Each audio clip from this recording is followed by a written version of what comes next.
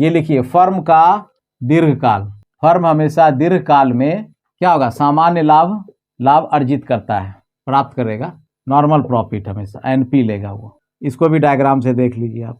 तो normal profit का क्या फॉर्मूला बताए थे आपको, फॉर्मूला बताए थे, नॉर्मल प्रॉफिट इक्वल्स टू क्या होता है, टी आर बराबर टी सी और ए आर बराबर ए सी, यही तो था आपका फॉर्मूला। ये डिमांड सप्लाई फोर्स है, ये इक्विलिब्रियम मार्केट में निर्धारित हो जाता है, और ये क्वांटिटी है, और ये इसका प्राइस ओपी मूल्य हो जाता है, ओपी क्वांटिटी हो जाता है। इसी प्राइस को जो है एक फर्म एडमिट कर लेता है, इसी प्राइस को एडमिट कर लिया वो, तो यहाँ से इसका प्राइस निकल जाता है, ये प्राइस है उसका, ये हमारा ए आर एम आर और डी है, यहाँ क्वांटिटी है, ये प्राइस है आपका, ये इंडस्ट्री है, ये फर्म है।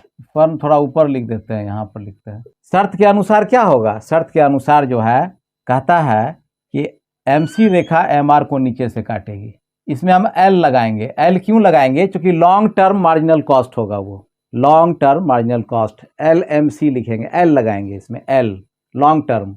अब वो हमारा केवल था एमसी तो शॉर्ट टर्म के लिए था वो, ये लॉन्ग टर्म का है, लॉन्ग टर्म दीर्घकाल के लिए, ठीक है ना, लॉन्ग टर्म इक्विलिब्रियम। ये ई बिंदु पर टेंजेंट कर रही है इसको, यहाँ क्या है हमारा एल एम सी बराबर एम आर है, यहाँ ये लॉन्ग टर्म मार्जिनल कॉस्ट बराबर एम आर हो गया, इक्विलिब्रियम हो गया। यहाँ से क्वांटिटी का निर्धारण हो जाता है, उत्पादन ओ क्यू। यहाँ तक तो आप समझ चुके थे, सारा सब वही चीज़ है, केवल एल एम सी और एस एम सी की बात करना है यहाँ पर, और कुछ नहीं करना है। अब जो है, अब हमको नॉर्मल प्रॉफिट ज्ञात करने के लिए एक कर्व की आवश्यकता होगी, जिसको हम लोग बोलेंगे लॉन्ग एवरेज कॉस्ट कर्व। इस बार ए सी वहाँ हम ड्रॉ करते थे, वहाँ एल ए सी ड्रॉ करेंगे। तो एल ए सी क्या कहता है, आपका कहता है यहाँ पर, ये जो कहता है, ये क्या कहता है, ये ए सी और ए आर जो है वो बराबर होगा यहाँ, ठीक है ना, बराबर होगा। तो अर्थात जो है ये रेखा इसको मिडिल में काटते हुए यहाँ से गुजरेगी और ये ऊपर चली जाएगी, ये हमारा एल ए सी रेखा हो गया, लॉन्ग टर्म एवरेज कॉस्ट रेखा हो गया, ई बिंदु पर ही काट रही है, क्योंकि दोनों बराबर आएगा। ये हमारा ए आर और ए सी, एल ए सी और ए आर जो है दोनों बराबर होगा ये इस ई बिंदु पर, तभी तो हमको नॉर्मल प्रॉफिट प्राप्त होगा। इस पर नॉर्मल प्रॉफिट हमको प्राप्त हो रहा है ई बिंदु पर, ठीक है। जो नॉर्मल प्रॉफिट का डायग्राम था वही डायग्राम लॉन्ग टर्म में, केवल एल और ए को अंतर कर देना है, बाकी सब सेम रहेगा। इसको नॉर्मल प्रॉफिट दिखा देना है हम लोग को। यहाँ तक बना लिए आप लोग। अब देखिए ये जो एल ए सी है जो हमारा, तो जो शॉर्ट, जब भी किसी चीज़ का जो हम लॉन्ग टर्म में जो मार्जिनल कॉस्ट का निकालते हैं, एल एम सी का निकालते हैं, एल ए सी का निकालते हैं, तो उसके अंदर शॉर्ट टर्म का भी जो है हमारा वो कर्व रहता है। क्योंकि लॉन्ग टर्म कैसे बनता है, कई शॉर्ट टर्म मिलने से बनता है लॉन्ग टर्म। तो ऐसी स्थिति में भी हम यहाँ पर हम दिखाएंगे एक हमारा, इसको डॉटेड लाइन में दिखाइएगा, ठीक है। तो ये एस एम सी दिखाइएगा, शॉर्ट मार्जिनल कॉस्ट, और फिर यहाँ से हम दिखाएंगे एस ए सी।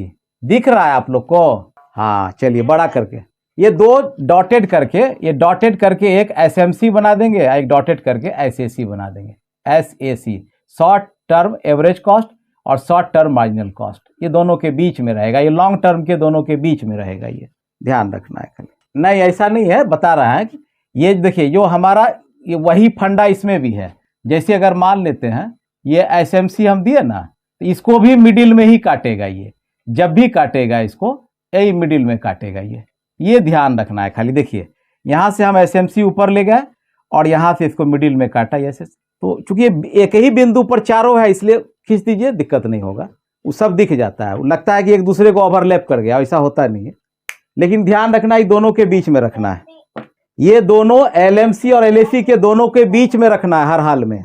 चलिए देखिए ये दोनों के बीच में हर हाल में रखना है हमको, ठीक है।